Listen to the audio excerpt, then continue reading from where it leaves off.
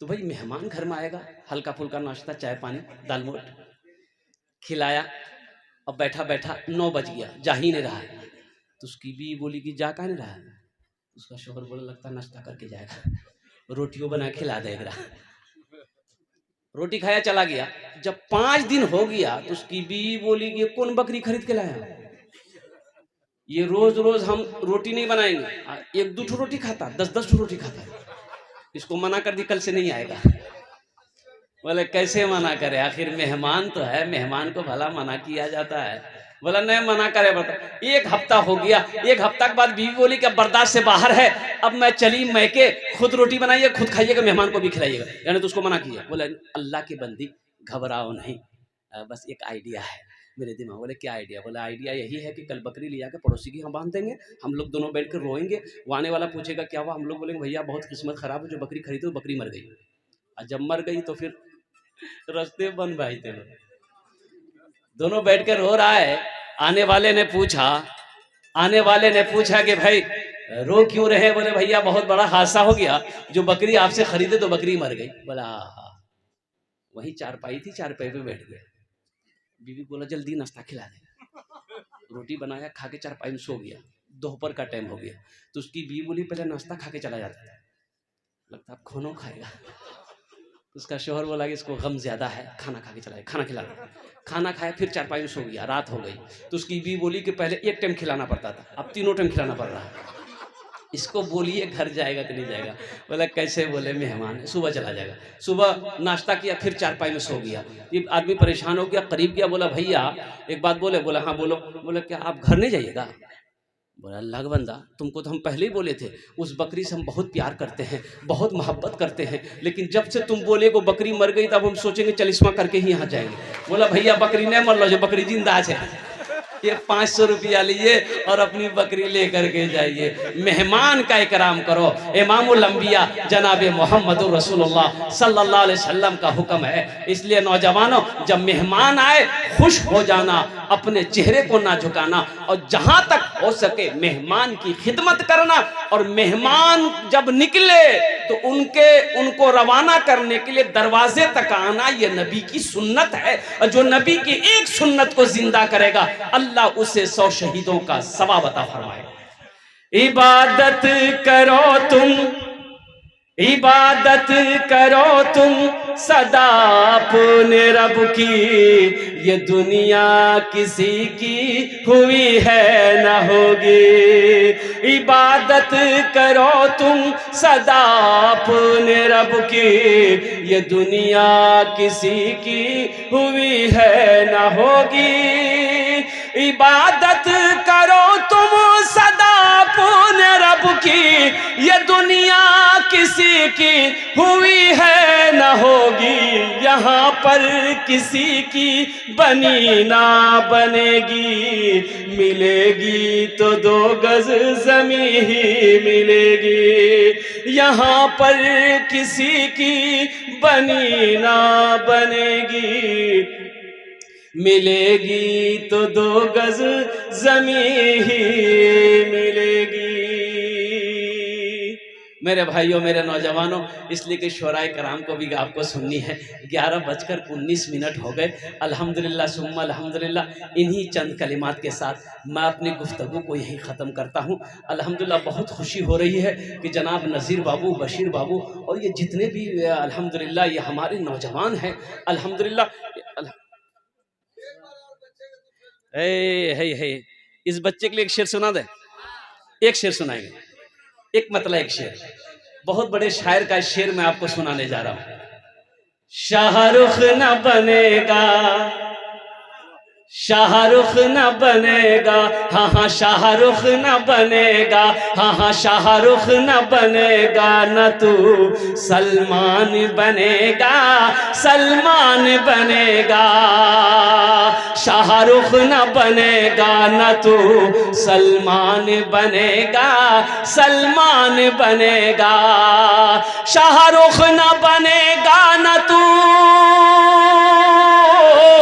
शाहरुख न बनेगा, न तू सलमान बनेगा। ये ये बच्चा मेरा, सब बच्चा मेरा हाफिज कुरान बनेगा, कुरान बनेगा। ये बच्चा मेरा हाफिज कुरान बनेगा, कुरान बनेगा।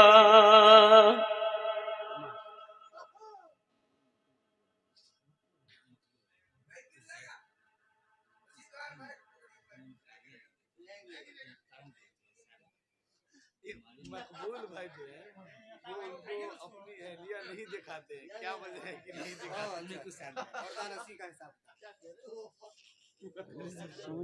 मकबूल भाई अपनी बीवी को नहीं दिखाते।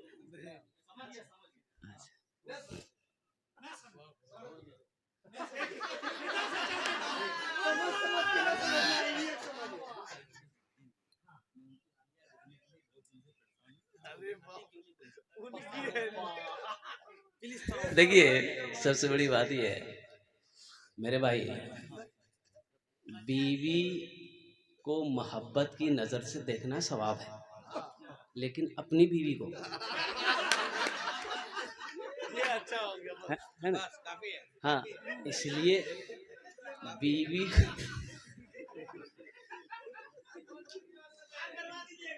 और मैंने पहले खुलासा कर दिया है अल्हम्दुलिल्लाह सुम्मा अल्हम्दुलिल्लाह कि अपनी बीवी हो नौजवानों बदनिगाही से बचो, और हकीकत में कुर्बान जाइए, पर्दे का जो अहकाम है, जो हुक्म है, होना तो यही चाहिए कि बीवी, मैं कहता हूं मेरी माँ बहनों, तुम लिपस्टिक लगाओ, पाउडर लगाओ, सजो सवरो, किसके लिए? मोहल्ले वालों के लिए? शौहर के लिए। शौहर के लिए सजना सवरना अच्छा है। देखिए बीवी वो है जब उस शौहर उसका चेहरा देखे तो दिल खुश हो जाए। अब बीवी को सवाब भी है, इसलिए उलमा फरमाते हैं हर औरत को शाम के वक्त जब देखे कि मेरा शौहर का आने का टाइम हो तो वो बन सवर कर अच्छा साफ सुथरा कपड़ा पहनकर एकदम तैयार रहे अल्हम्दुलिल्लाह, ताकि उसका शौहर आए वो जो उसका चेहरा देखे तो सारे थकान दूर हो जाए। वाह आवे धोकर खैरियत ले जाओ।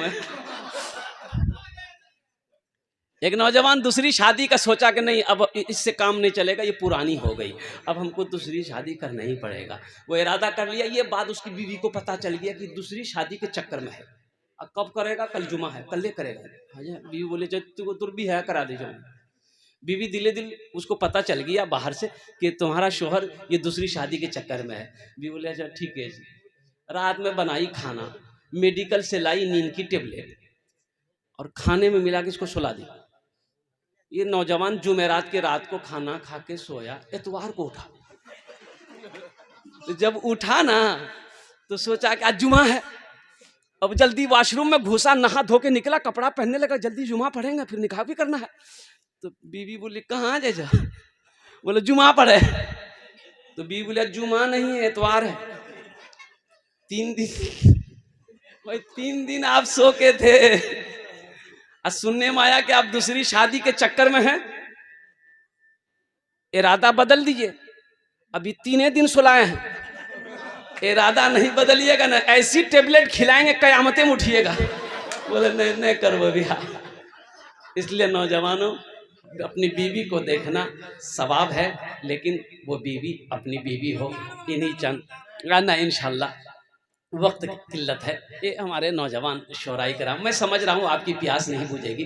इंशाल्लाह अल्लाह अगर हयात से रखेगा तो फिर कभी इंशाल्लाह मैं आपके सामने हाजिर होऊंगा। खुदा अगर जो चाहे तो दीदार होगा, खुलूसो मोहब्बत का इजहार होगा। खुदा अगर जो चाहे तो दीदार होगा, खुलूसो मोहब्बत का इजहार होगा। रही जिंदगी तो फिर मुलाकात होगी, हमारी और आपकी कोई बात होगी। खुदा अगर जो चाहे तो दीदार होगा, खुलूस व मोहब्बत का इजहार होगा। रही ज़िंदगी तो फिर मुलाकात होगी, हमारी और आपकी कोई बात होगी। खुदा अल्लाह पाक ये जो निकाह के मौके पर जलसे को सजाया गया है, या अल्लाह इस जलसे को कबूल अता फरमा ले। साथ ही साथ या अल्लाह इस निकाह के अंदर में तमाम बरकतें अता फरमा दे। और ये जलसे सजाए हैं नज़ीर बाबू, बशीर बाबू, जितने भी नौजवानों ने अल्हम्दुलिल्लाह भाइयों ने जलसे को सजाया है, या